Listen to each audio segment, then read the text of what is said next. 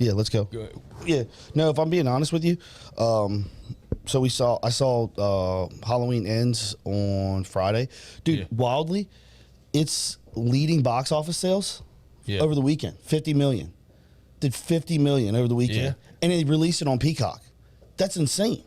That is pretty nuts. So they said horror movies have led the box office. Yeah. Consecutively. I guess it's been whatever the consecutive amount of times it's been out. Like a new one's been let out recently within the last couple of months because of Halloween coming up. Or well, I think it's because horror is such an easier thing to produce now. You know what I mean? I mean, literally, they've repackaged Michael Myers 150 times, and this is no different. But they've had a couple different horror movies, like Black Phone came out not too long ago, and that was big in the box office. And it's such a easy genre to remake, but you know, nothing makes me even sadder though. Like when they remake those movies and they fuck up the original origin of the character, dude. Halloween Ends, and I don't want to spoil it for anyone, but it's not like the Michael Myers you grew up watching. Yeah, and I knew that was gonna happen. Somehow I knew it was gonna happen like this. But the sad part about it is, like I mean, you couldn't make it any more new age than this. Yeah. And like they did wonky shit with the character, and it was so bad. It was I mean, let me put it this way. It's doable because the overarching theme of it is based on trauma and how to deal with trauma, which you kind of get that at the end. It brings everything together in a nice package. But like, if you want to flesh out his character, I've never watched the Halloweens. You've never? None of them. I don't think. I mean, I might have number one. You've never seen number one? Nope. When I was a kid, I was a Freddy guy. I grew up with Nightmare on Elm Street. Dude, you're a psycho. Right? If you watched Freddy over Michael, so I'm just saying, as a kid in the '80s, Freddy was like my guy, and then as a teenager, Scream was my shit. Did you sleep? Did you sleep at night after watching?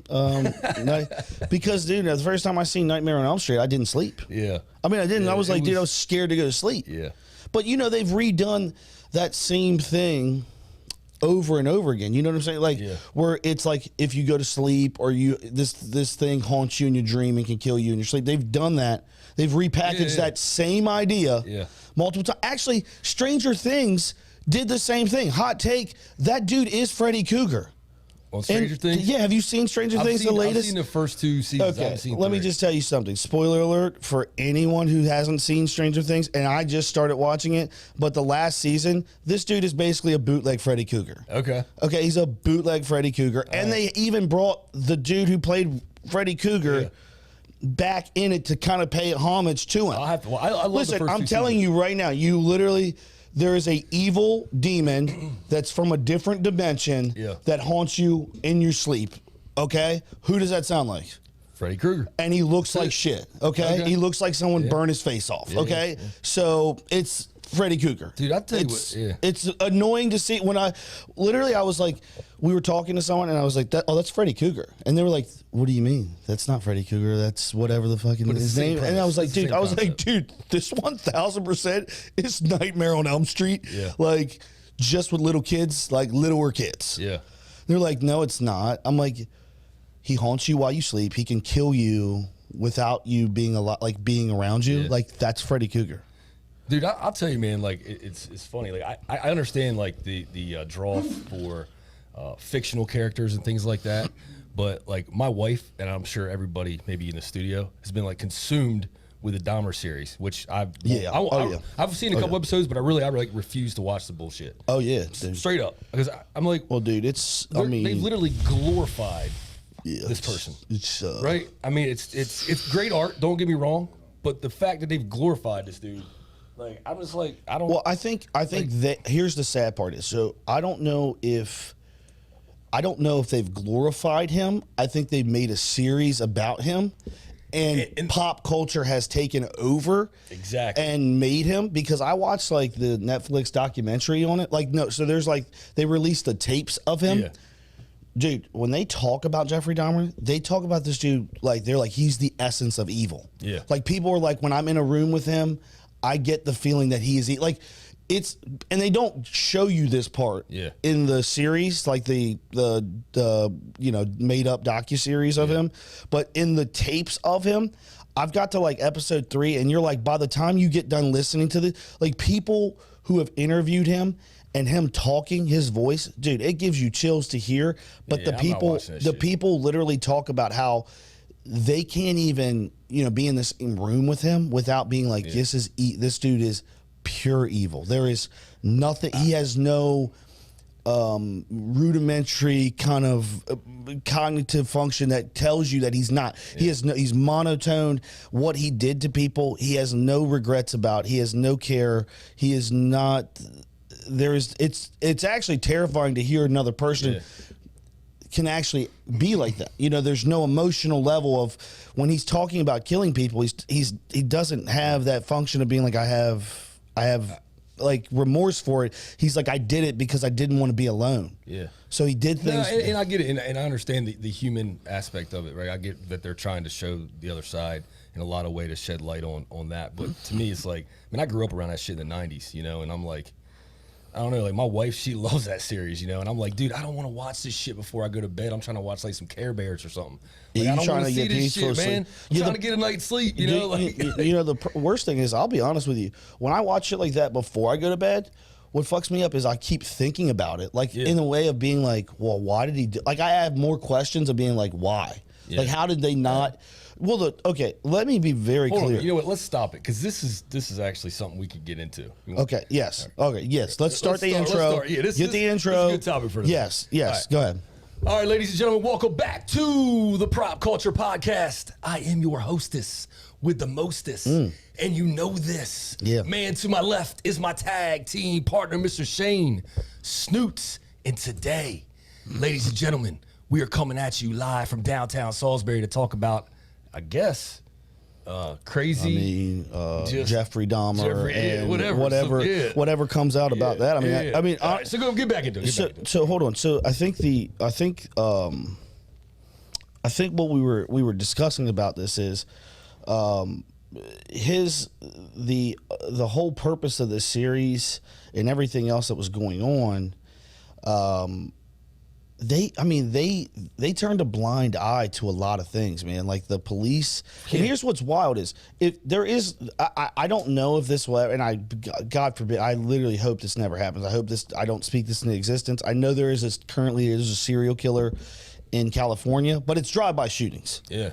Okay. They have they're not, it's not like they're, like the old school where they're sneaking in the window, the Night Stalker, all these kind of things. And I don't know if you'll ever have that again because of social media, which is probably a good thing. You know what I mean? Like there's probably I always bash social media, but probably one of the benefits of it is that social media exists now. So I don't know if serial killers would thrive like they did in the 80s. But the thing is, man, it's like I was talking about. Early 90s? At the beginning, I was talking about the glorifying. And honestly, like, my whole life I've blamed the media, politicians and things for certain things because I feel like they're trying to program us with giving us this content. Yeah. But I kind of take a step back. I've taken a step back recently, and I've really looked at it, and I'm like, honestly, I think that we as the consumer and we as the public have the ability to control what they're giving us. If we as the public didn't want to consume this stuff, they'd stop giving it to us. They'd stop producing it. But the fact remains is we consume it. There's, because for whatever reason, we like that type of content versus, I don't know, Mr. Rogers, you know what I mean? Or something more wholesome. I mean, look at, what happened to the Andy Griffith shows? Well, they just released a documentary on, I think it's Peacock. It's I Hate Barney.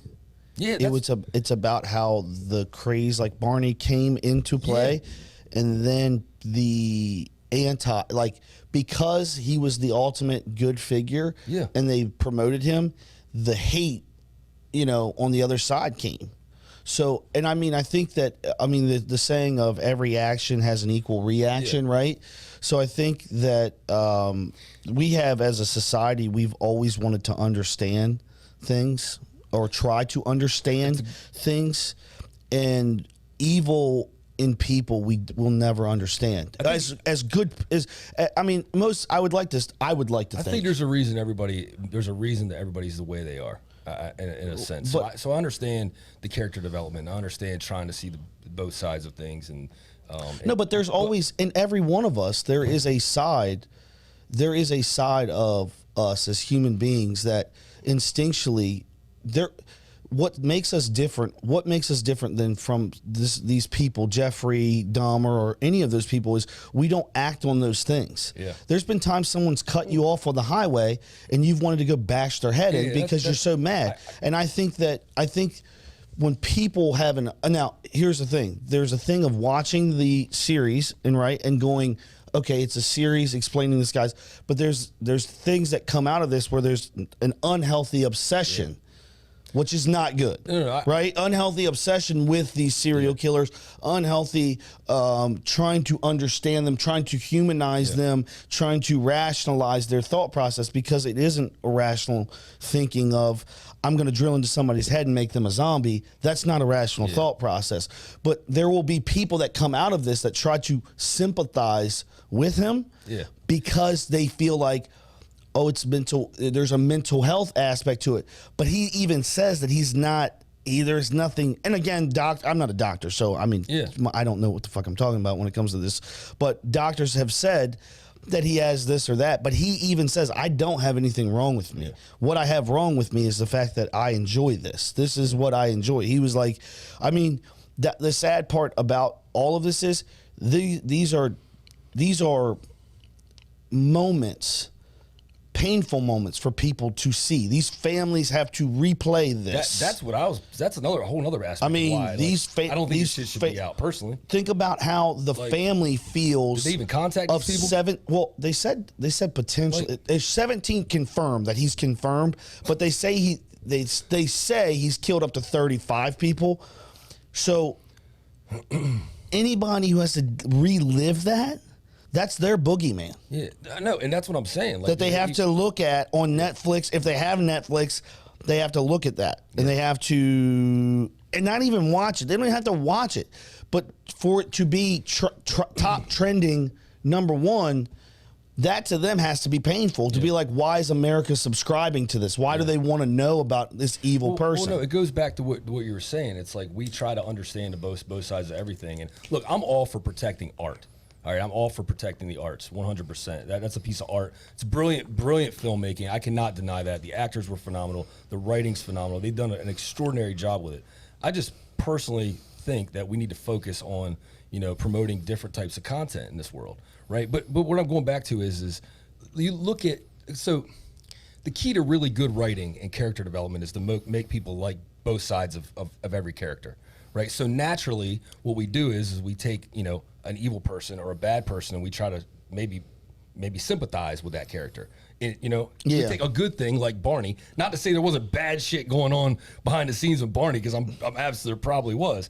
But then we try to take something wholesome and we try to make them see the other side of that. It's just really good writing. Well, it's human nature. But at the end of the day, we as the consumer, we have the ability to control what we're getting, just like the fucking news. Everybody's like, why do they only put bad news on the news? Well, because that's what we watch. It's just like this. It's what gets it gets people going. If we're riding down the street, if we're riding down the street and you see Dave helping an old lady across the street, probably ain't gonna bat an eye. But if there's a freaking 50-car pileup with 2 fatal car crashes, you're gonna be breaking your neck trying to see it. Yeah. So we as a consumer are getting what we want, because that's what we're consuming, and you are what you eat.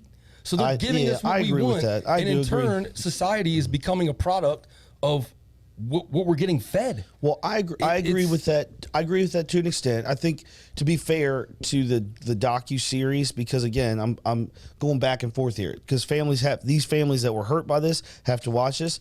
But to be fair, really, the docu-series, and if I speak out of turn, anybody can correct me in the studio on this, who's seen it.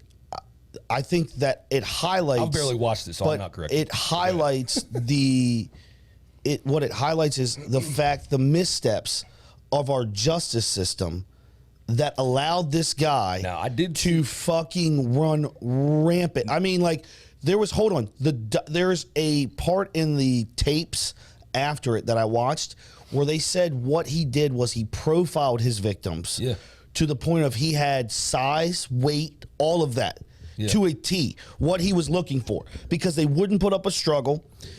He moved to a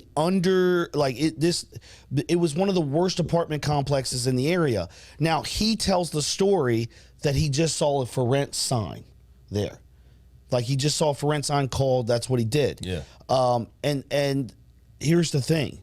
There were so many opportunities that the police had to arrest this guy, and they let him fucking go, man. They let him walk. I watched the judge let him off. I did watch one episode where the judge let him off because he was being so nice and smiling, which is a whole other fucking issue. But here's the thing: the United States Army gave him an honorable discharge after he drugged people. Yeah. And did the same thing he was doing on the streets. Yeah. Drugged them and said it was alcohol.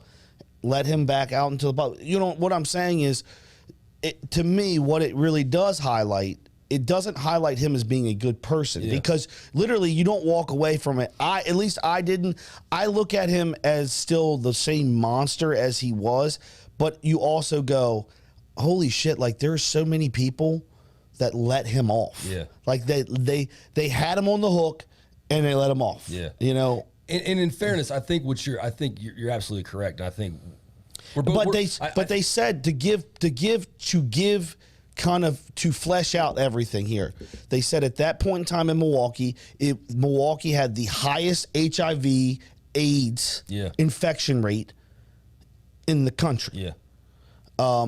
And now, if you watch the series, in the series, it highlights how the police officers were absolutely did not want anything to do with that community at all. Yeah. When Jeffrey would say something like, "This is my boyfriend. This is this." Well, it was the 90s. I mean, we were made to be petrified of. It was 92. It was 91, 92. I remember it was yesterday. But what he says is he would say, "This is my boyfriend," or something like that, because there was victims that actually got away. There's a 14-year-old boy that got away. This is where they got into serious trouble. And this is what is actually disturbing about all of this stuff is the police walked a 14-year-old boy that had a hole in his head back to the apartment where there were young ladies and his neighbor being like, "This kid is underage. I seen him playing in a sandbox like 3 hours ago." Yeah. And he walks up and he goes, "Is everything okay?" With beers in his hand. He's like, "This is my boyfriend." They didn't bat an eye. 14-year-old kid, too. And they took him back to the apartment where he killed him, where he killed the 14-year-old boy for getting away. But what's even worse about that is, in the series, they highlight that the guy, he goes, "Do you want to come in?" His apartment smells like shit. Yeah. Okay? And again, I don't know about you, but like as a police officer, isn't that your first? I mean, literally, you probably have been around enough. You know what I mean? You know what it smells like. And his apartment smells like shit. And in every answer, he's like, "My parents gave me a bunch of dead meat. It's my freezer went bad." Yeah. God, gee golly, I'm sorry, Dad. I'll quit drinking. I'm sorry. Like, and this guy, I mean, again, if you watch the series, that's how he really does talk. He's just a monotoned. Like, I'm really sorry. I've seen a couple I'm episodes. sorry. Hey, listen, it's just the meat. I mean, he had my puffer fish died. They all got infected. They're dead. That's the smell. I'll get rid of it. Yeah. Like, it was always something. But the police literally were like, "No, we don't need to come inside." Yeah. And they literally were like, they fell for the fake smile and the nice voice. They fell for. No, what they fell for was literally on the series. They said the guy goes, "I need a delousing."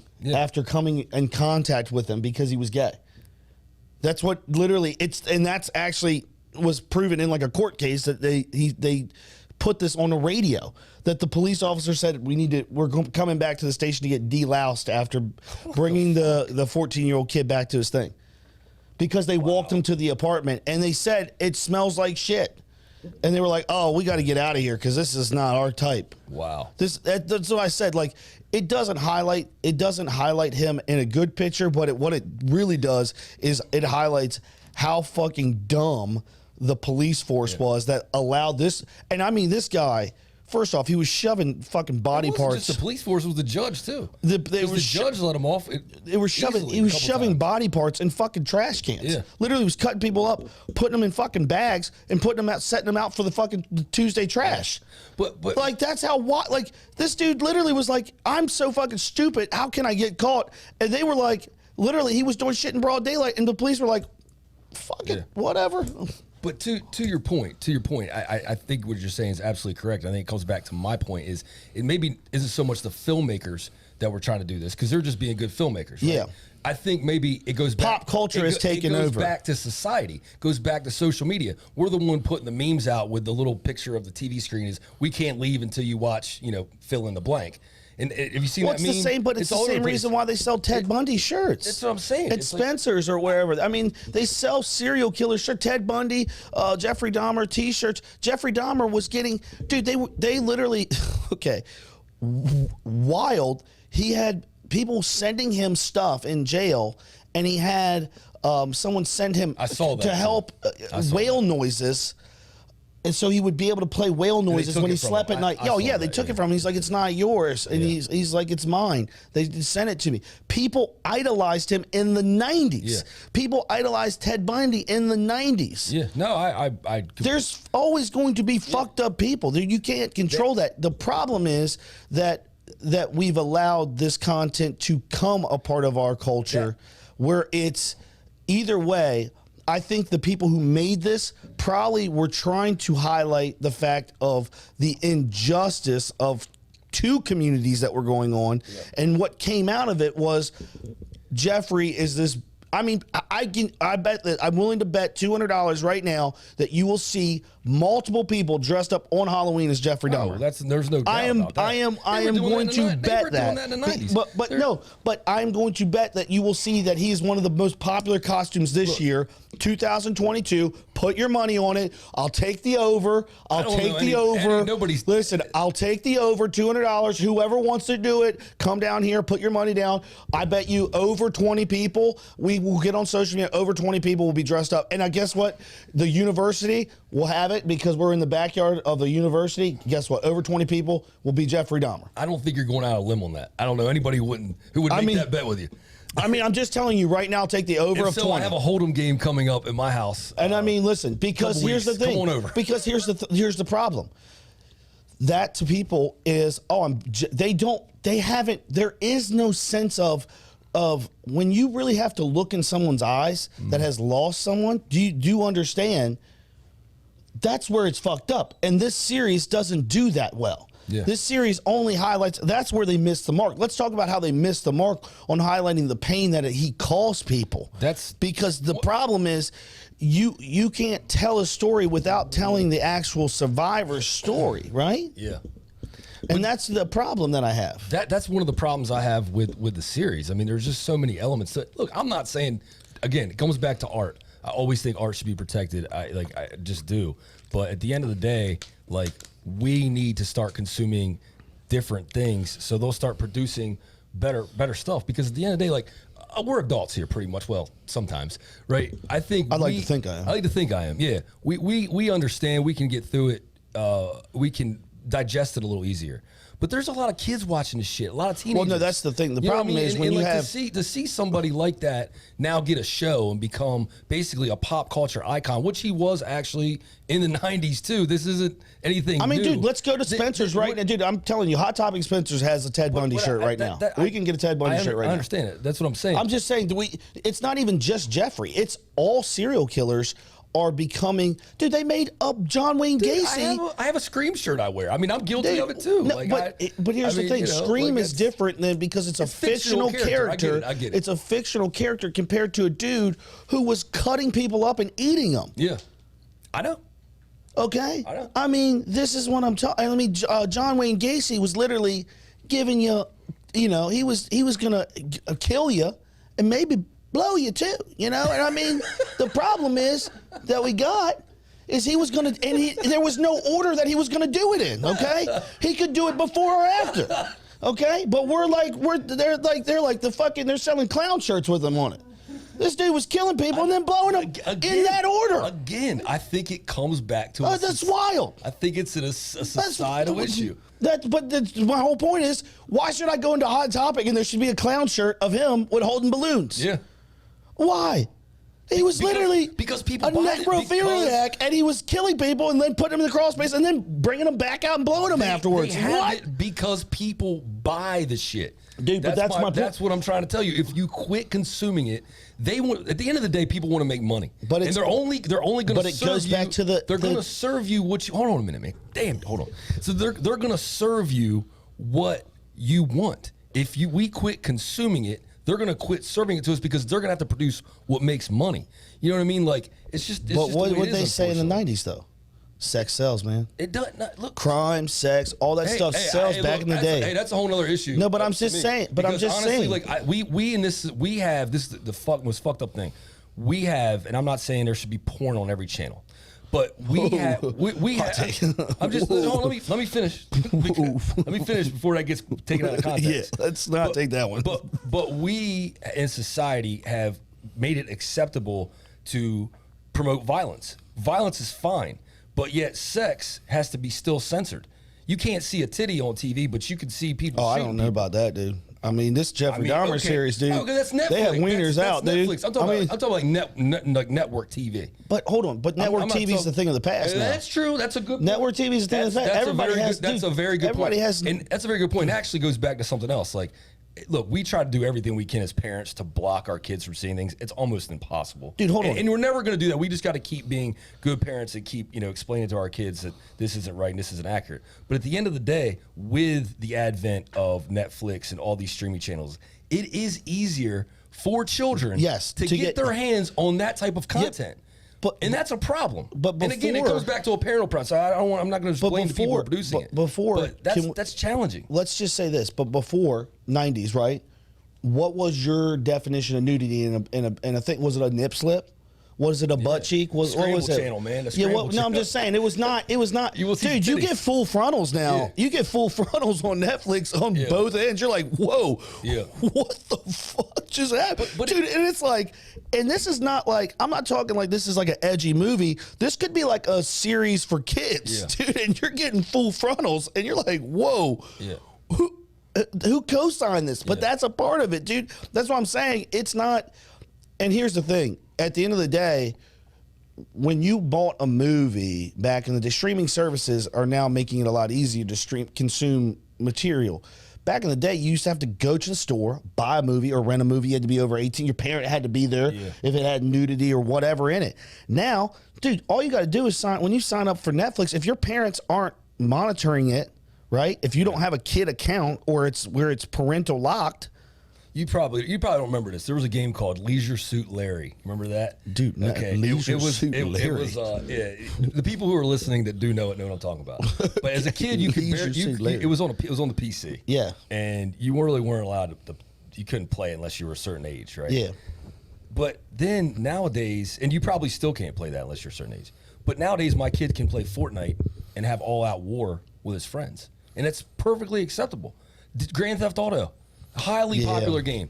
You're raping people. You're not raping, but you're stealing cars. You're freaking robbing people. This is what's acceptable. Yeah. This is bullshit. But they've highlighted that so many times. And again, it comes back to a movie. Parent issue. Yeah. It comes back to a societal issue. But at the end of the day, we still are what we eat. But it's also because nowadays it's easier for people not to be present and be at home. And the problem is, it went from I can speak to this, even though my parents worked 2 jobs, all that kind of stuff, it was, when they got home, it was family time. Even if it was watching, TGIF, Family Matters, you know what I mean? Step by step, we were going to do things as a family together. Or, they would, when we got off school, it was nothing for them to say, you don't come in until the streetlights come on. That's when dinner's ready. And you go out and you play kickball. You cruise the neighborhood with your friends on bikes. And I mean, you might do a little mischief, but that's neither here nor there. But that's my point is, there were things that made you to be physically present in the life in this world, where you're not having VR, you're not pretending to be a character, you're not pretending to be somebody in a game. You're literally, who you are. I'm Shane, and I'm going out. We're playing kickball, we're playing baseball, we're playing football, we're doing activities all as one, and we're living life experiences. And I think what we've promoted is you can escape that by going to these games, and you can live. And that's what, if we really want to talk about what's actually hurt really society, is not just the highlight of these glorification of these serial killers. It's really the games where it's allowed people to pretend to be someone, where they live in their brain. 100%. I got a machine gun, I got a gun, I can then, and that fixation, 100%. that thrill of going. And again, when you start watching series like Dahmer, you start to see that he had these overarching themes of, like, he would take dead animals and dissect them. And that's how he first got off. But right? you mentioned TGIF, and it's funny because when I was a kid, I mean, that was what you did. You watched TGIF, you watched, Full House, The Cosby Show. This is what pop culture was centralized around. Right, absolutely. And then you go back even further. You go back to what was popular, back in the 50s and 60s when TV really first started to really emerge. The I Love Lucy's, the Leave It to Beavers, the Dennis the Menaces. Yeah, but then you look at society, and don't get me wrong, because there was a lot of fucked up shit going on in those times. Well, behind the scenes. Well, yeah, right. There was a lot more to that smile on that apron and that smile. Well, that's what you got to realize. Hey guys, you're right. I get that, but hold on a minute. But if you look at society now, maybe it's more glorified because we have a larger population. We have social media in front of us. But if you look at the things, the content that we have versus that content, I really believe there's some correlation between society and what was viewed then and how things were presented then versus the things we consume now in where our society's at right now. I think there's a direct correlation. I will always fight for the 90s. The 90s TGIF, I will always fight for that. But the 50s and the 60s, the I Love Lucy's, what has happened? But here's the problem. Here's the problem is they've done docuseries to show how terrible these people's lives were, and how fucked up everything was, and how women were treated, and how there was such mistreatment on set of these people, and this and that. So it's hard for me to actually say this was great, because it was painting a picture.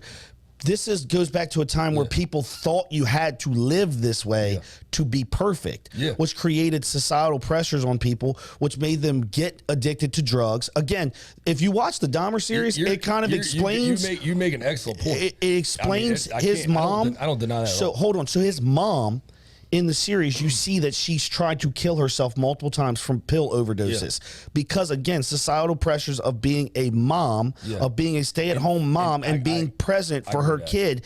And it talks about how if Jeffrey had a normal upbringing of a mom and dad being present in his life, it could have changed things. The fact that he didn't have that as a kid, and societal pressures of her being the stay-at-home mom, she drinks wine, she's supposed to clean the house up, that broke her as a person, mentally broke her. So she would try to kill herself multiple occasions. As a kid, he's seen that. So what I'm saying is, what I have seen from this series and what you can take away is, he started at a young age, pick up roadkill and dissecting it and getting off. What happened was, that got to the point where it wasn't good enough. And if we're talking about things, these video games, if we're going to bring it whole, let's bring it all back into one thing.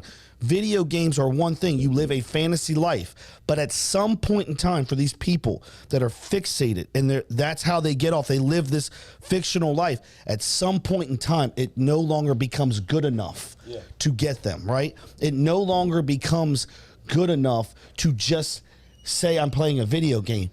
Now they have to own the gun. That's what. Now they have to. Now they have to experience what it feels like to do those activities in that game. And that's right. And that's what I'm getting at.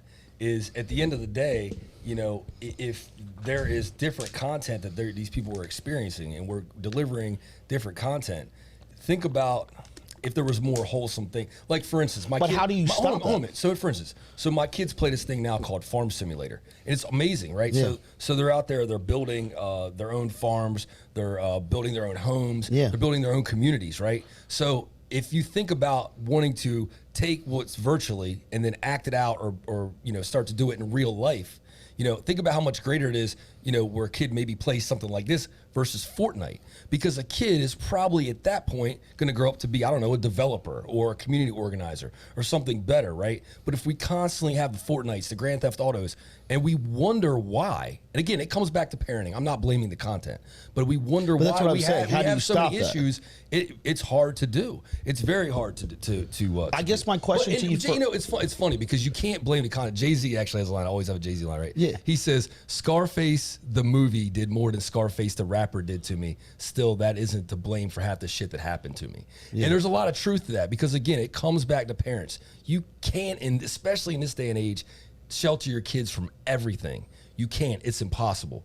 Only thing I'm saying is, if we want a better society, if we want better content, we have control over it. Just like inflation. We have control over inflation, but nobody fucking realizes it.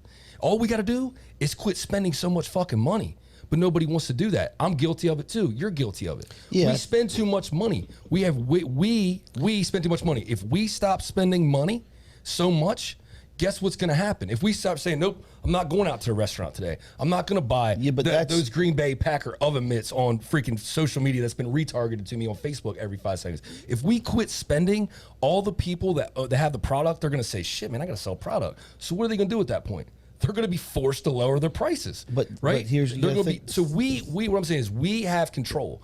I'm a person that I've been very cynical against politicians my entire life. Absolutely, and that's a deeper conversation. And there's things in my life that have happened that probably have an even bigger reason for that, right? I've been very, very cynical about politicians. But at some point in time, we got to quit blaming the politicians and quit blaming the media and realize that we, as a society, have the leverage and have the power to control what we're being fed, whether it's high prices or freaking evil content. That's all I'm saying. Well, so, okay, let me unpack. I got to unpack a couple things here. I got to unpack. The inflation part is, again, inflation is inflation. And I mean, we can go into a larger discussion about how each year it has went up. Inflation's went up almost 3% each year, statistically, over the last 10 years. We keep consuming. But here's the problem is wages haven't went up 3%, right? Wages haven't went up. So everything else is going up 3% except for the wages. Yeah. So you're making less money today than you were a year ago because your wages haven't went up or increased 3%. To the normal average American, it has not went up 3%. It does not go up 3%. But the other thing you said to unpack is if you basically boycott or you say I'm going to spend less money, let's say to somebody, we're sitting in a studio, Roadie Joe's is right down the hallway. That affects your neighbor, his business. If you don't spend money, then he's affected. And guess what? That's closed. And guess what? Then you being in commercial real estate, that's a commercial space that now is vacant. As a landlord, you don't have that. So that's I'm not disagreeing with that. So I'm saying as a whole, there's never the pill, the red pill or the blue pill. Yeah. We're taking, it doesn't matter which one you take, you fucked either way. Yeah. Because if you stop spending, you hurt your neighbor, and if you do spend, inflation is going to keep going. You make a great point, but the problem is we consume too much. The prices keep rising on everything, and I don't know anybody who stops spending. What does the credit card debt look like in this country? Well, I mean, for the average citizen, it's out of fucking control. Yeah, but what are we gonna? Here's the thing: it's like gas prices are high, but what are we gonna do? If everybody quits traveling? I'm not saying completely quit traveling. I mean, what are we gonna ride bird scooters around? I'm saying no. I'm saying. What my point is if people start living below their means, we can leverage and force people to bring these prices down. But you're asking people to live below their means. And that's different. That's a different. We don't even need to live below our means. Live at our means. I'm as guilty of it as anybody. But I go in. What's your definition of living at your means? You have to define at your means. I'm as guilty of it as anybody. I go into a store. I need new sunglasses. I could easily buy those Ray-Bans that are $150 that have way better lenses. But what do? No, I need the Gucci shades for $450 fucking dollars. But that's what I'm saying. You got to define lenses, but they have Gucci frames. But I'm saying that you have to define for every person. To be fair, Matt, we have to define what at your means is, because some people are living at their means and barely making it. Because I can't speak for somebody else on this side of town or this side of town, because at their means is barely making it, right? So it's unfair to say that live below your means because they're already living below society's means. Being able to be credit card, being able to pay off your credit card. But if they can't do that, is living at your means. Well, guess what? Most but if their wages are because low. we're the generation of debt. We have been programmed to think that we need to live in debt. And I'm telling you right now, that's one of our problems. But Matt, you got to be fair. Wages have not increased. So I'm saying you have to be fair and look at it from the other side of someone listening to you right now goes, let me ask you a question. If I'm only making $15 an hour and barely can afford to live on that, and I have 2 kids, society means, if you're saying live at your means or below, they're like, dog, I'm living below means of society right now. So what do you want me to do?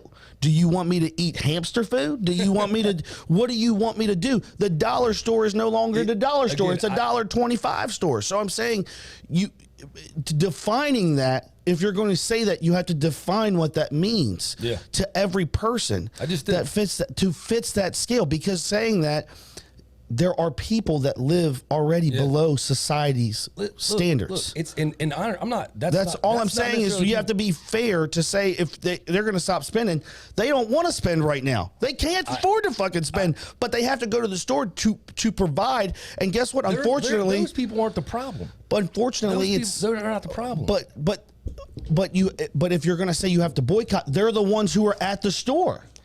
Look at the credit card debt in this country. But I don't know what the stats are, but just look at the amount of credit card debt we as citizens have in this country. But people put stuff on their credit card because why? Because they can't. I understand.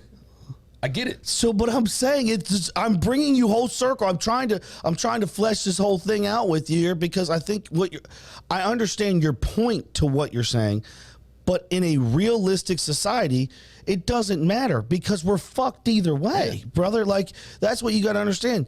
If you tell someone, yo, we can boycott it and we don't spend, well, that's easy for some of us to say. Less. But I'm saying it's easy for some of us to say. It's not for people who actually have to literally. The problem isn't the people who can't afford it. It's the people who can and spend way above their means that are freaking raising prices for everybody else. I would disagree 100% because they have no choice but to spend because they have no options. They have to go out every week. The people who live below society's means, they have no option but to spend. They can't not go to the grocery store on Friday.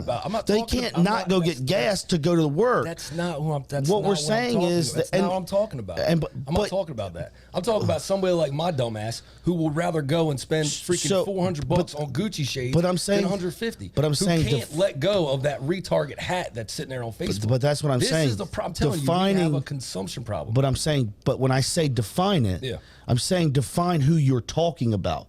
Because you're talking about a class of people that live above. How much Okay. That's what I'm saying. That's what I'm saying. How much PPE money was sucked out of this economy? How much PPE money was sucked out of this economy that was spent on toys? Spent on toys. Well, when you say toys, you're talking about cars or whatever, right? Correct. Just saying. But I'm saying how many people took advantage of all that PPE money that probably didn't deserve it, but how many found people loopholes to get it? Well, and not even just that. There's people who got the checks, the checks were that came for the $2,400 or the $1,200. Let's be real. But I'm saying you have to define it as a whole. You can't just say a broad statement because a broad statement doesn't land well with certain groups. If you're saying that people that make over a certain amount of money in our society should. I don't necessarily look. One thing I'm trying to say is we have control to a degree over prices. We can make people. We can as a society make them compete for our business. I don't disagree with the competition part of that. Like, for example, for restaurants, if we stop going out to eat all the time, right? If we stop, you said it could kill everyone. It could have a great effect on people's business. We've already seen what happens. The pandemic. We've already seen what happens. If you stop doing that, at the end of the day, they're going to be like, shit, man, we're going to have to lower prices to get some people to come back. I'm saying we can make people compete for our business more. We don't do that. But we've already seen what happens, right? We know. Is that fair to say? We've already seen the pandemic has made the strongest the strongest has survived from that pandemic, correct? Well, they were, and they had to get creative. But the thing is they were printing money to keep us afloat during the pandemic. So all that money was artificial. But they had to get, and now they're trying to get it back. But hold on, did those companies not have to get creative to get you to spend their money? Because at that point in time, you're talking about what we're all talking about in this conversation.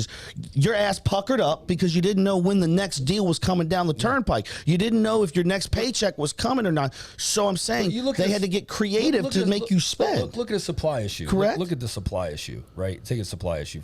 We have a supply issue. Well, if we consume less, we'd have more supply. Right, but that's again, you're making easy statements to hard.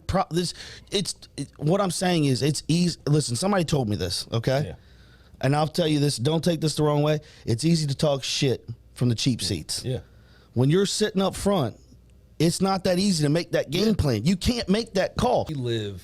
It goes back to social media. It goes back to social media a lot. We are made to think that we need certain things to be cool, to be great. You can't just have, a regular shirt. You have to have the polo shirt, right? You have to have those things. 100% agree. So we're getting squeezed in that regard because we're getting played. And because of that, there is a lot of pressure on the economy. You can look at it. Nobody's really going without. At the end of the day, there's a lot of people that are. When you say they're not going without, there's a lot of people that are taxing their future to not go without because of the societal pressures. And that's what you have to understand. Because but society has defined that where if my kid wears the Walmart shoes, he's going to be bullied the fuck out of school. Exactly. And the point is, that's my point. But you can't blame them for trying to do it because they don't want their kid to grow up a certain way. Yeah. They don't want their kid to be bullied. So they're making the conscious decision as a parent to go, I have to provide no matter what. Yeah. And I have to spend this money no matter what. Even if I don't have it, I have to tax my future and their future because I have to make that decision as a parent that I want them to live the best life because I will go without as a parent comparative to them because I want them to have a better life. So you can't, that's why I'm saying to be fair, we have to define that because there are more than the people that I just described. There's more people in this world like that than the ones that say, I'm going to buy the Gucci shades. That's why I'm saying we can talk about it from the standpoint of, do I like to go out to eat? Man, I go out to eat all the fucking time, Daddy-O. I love going to Cello's in West Ocean City. I love going there. But what I'm saying is, to be fair, not everybody has that option to go to Cello's. I completely. Not everybody has that option to go to Roadie Joe's. I completely agree with you. What I'm saying is, I think we need to quit putting pressure on society to have to feel like they need certain things to fit in. But how do we do that? What's the first step? Let me ask you. We have to start looking at the people wearing the clothes and not the fucking clothes that are on the fucking people. But you're saying that the people that wear them, the person wearing it defines what he's wearing. Exactly. Because we think that a logo defines us. Correct. And again, it's not just that. I think we have been programmed. Everywhere you look on social media. How many of these influencers get on social media and they're telling you, don't hold on to your cash. Don't hold on to your cash. You use other people's money to make money. We are being programmed to take on debt in this country. And now, what are we starting to see? Cash is becoming king. And we've been told, don't hold on to it. Put your money in this, put your money in that. Now the markets are dropping. So they've sucked all this fucking cash out of us, and now the markets are starting to drop. Who's going to eat at the end of the day? Who's going to eat at the end of the day? The same people that always the same people that always eat. But that's what I'm saying. Because they're the ones programming the people who can't afford it to sometimes live above their means. And I'm not saying that all of them are. I'm not saying that. No, but I'm saying you're programmed just like I'm programmed, 100% right? I am. So that's what I'm saying. To be fair, to sit here to flesh it all out. I'm not disagreeing with your point at all because you make a great point. To flesh it out is what you're saying is you and I both are programmed that when we were kids, the original influencers were Jay-Z. Were those music videos? 100%. They don't make music videos anymore, like they used to, do they? Do you remember listen, the Backstreet Boys were getting finessed out of their money, but they didn't, in every video, they had a Viper, they had a whatever, the nicest car, they had all these things, and they couldn't even own them. Yeah. They were the original influences, and that's what we based our model of success on was, can we get a Rolex watch? Only thing, can we get a chain? Yeah. That's what we were programmed off of. And that's what I'm saying is it was where could we go to eat at? Can we buy the nicest bottle of wine at dinner, right?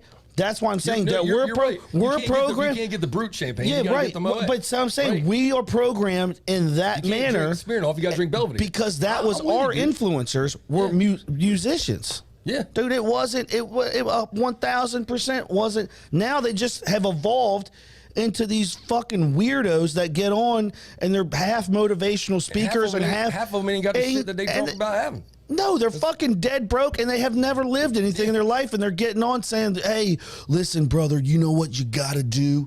You know, be positive, 1 foot down, 2 foot down, let's do it big, all that stupid shit. Yeah. And they don't even, dude, and meanwhile, they're smoking fucking crack. You know what I mean?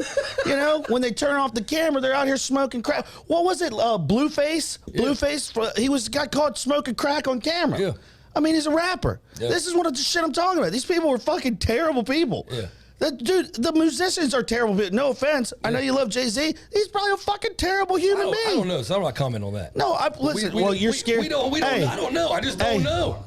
I don't know these people. I'm not going to make assumptions about people I don't know. To be clear, I'm not saying he's the greatest it's not an assumption, Daddy. I don't know the guy. It's not an assumption. It's a fucking. It's don't a be talking fact. about Hov like that. I mean, listen. Either way, I don't know let's the guy. be honest. When you get to a certain level, I don't really care to know these people. I don't give a fuck. No, because if you meet your heroes, they're no longer your heroes. It's not even that. My relationship is not with the artist. It's with their art. I don't care. You know what I mean? Dude, you'd be sadly disappointed. I met Ric Flair, okay? Oh, my. But yeah, let me. Oh, dude. Hold on. Let's just flesh this one out, too.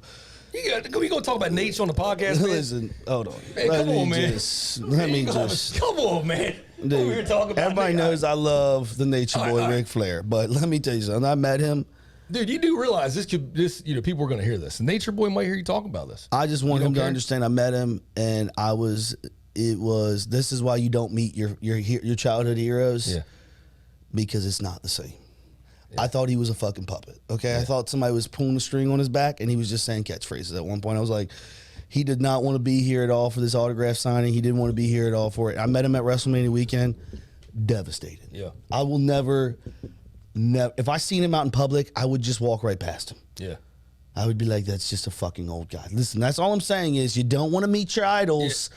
Listen, kids, if there's one thing I can tell you, don't meet your idols because you're going to be vastly disappointed on who the fuck they are. That's what I'm going to tell you. They're humans at the end. It all comes back to the No, I'm just saying. They're not. We glorify these people. I'm just trying to be. Hey, listen, a sense of reality is we glorify them. They're just like you and I. What I'm saying is I think. Maybe even worse. What I'm saying is I think we all have the ability to control things more than we realize, and we have the power as consumers, whether it's content or whether it's prices. I think, and again, it's not easy for everybody to do. People have to live. Perhaps you can't change the prices of necessities, of the things that get you at your means, toilet paper, milk, all whatever, water. I get all that. But at the end of the day, we have the ability to stand together and say, you know what? Until you start lowering the prices, maybe I'm going to go without some. I think we just need to learn to go without. And again, a lot of people are, but there's a lot of people who aren't. And that's why we have so much credit card debt in the country. I don't have the stats on it, but if you want me to, any kind of evidence to back it up, just go Google. No, but you're saying, look how much credit card debt's in this country right now. But here's the thing: the people that you're talking about are the ones that you're saying can go without. The society pressure of their kids. They want to provide for their kids because they have to and they need to, so they're willing to tax themselves later on to get into credit card debt. That's a fair you have to be fair to these people because that's not what I'm not. Hey, there's a lot of there's nothing I'm not being fair to anybody. Well, no, because you're saying but when you make the statement of they could go without, when someone views that as a necessity, they can't go without. I'm just saying, look at the credit card debt in the country. There should be, and we have to stop putting so much pressure on people to have that. Look, everybody deserves nice things, man. Everybody does. I get it 100%. You know, everybody wants nice things, but we need to get more to the people instead of the brand, because these brands are sucking us dry, man. And the social media is sucking us dry. Like and the social media pressures are sucking us dry. John Wayne Gacy? Huh? I'm telling you, man. Like, we're being. Is it like John Wayne Gacy sucking you dry when you're dead? Look at retarget. Look at retarget campaigns. Look at retarget campaigns, man. Like, I'm telling you, it's hard to avoid. Like, it's bad. Dude. I'll sit there. I'll look at a hat, right? Because I got a hat problem. I really do. I can't. I have a really bad hat problem. But you look at that. You look at a hat on Facebook. Hell, right now you guys are talking. I guarantee when we get off this phone, you'll probably see an ad for a Jeffrey Dahmer T-shirt on Facebook. You're getting retargeted. It's constantly in front of you, and at the click of a button, you can have this shit. That's a problem. Dude, I got willpower, that's man. difficult, brother. Man. I got willpower. Well, look, I don't buy a lot of big toys. Like, as far as boats and shit like that, I'm not into that shit. I don't always buy big toys. I'm not really into cars. I'm not really into cars and all that shit. But when it comes to clothes, I do have a little bit of a problem. You know, and I'm not trying to get on here and tell somebody that they shouldn't have nice things. That's not what I'm trying to say. I just think we all need to look at ourselves and look at where our means are and try to live at them as much as possible right now, until we can try to get some of this stuff under control. And I also think we need to look at the content we're being fed. And I think we need to say to ourselves, look, either we need to stop freaking consuming what they're giving us to change that, or we're going to keep getting it.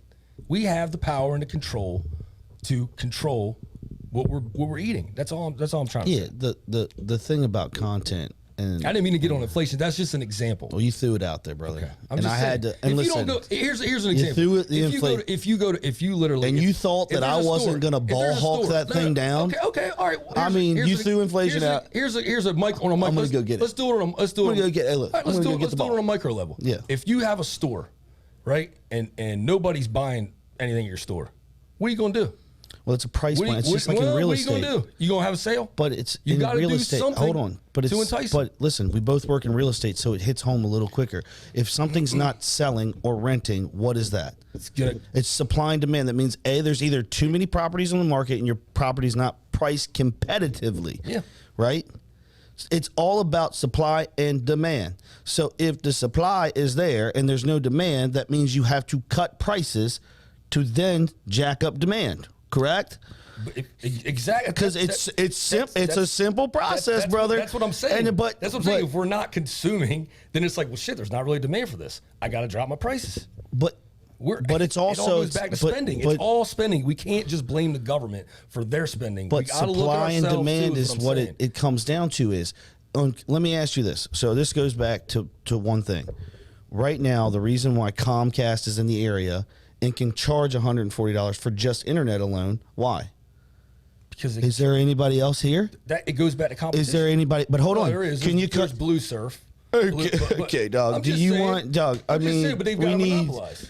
Okay, we don't for actual internet service. Listen, what I'm saying is, they're pretty good.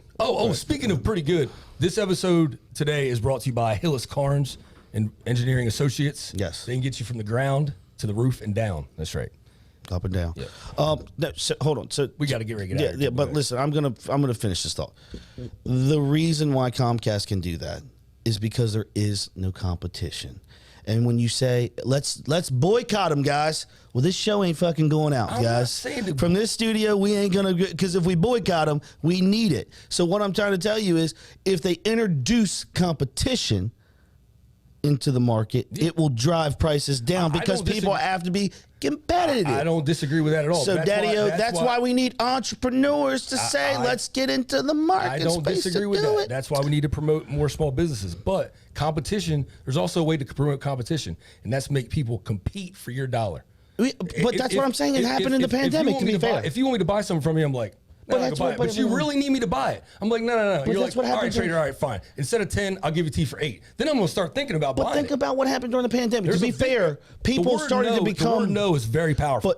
But to be fair, during the pandemic, what happened was businesses got creative on how to make money. They had to. Yeah. To survive. Yeah. To be fair.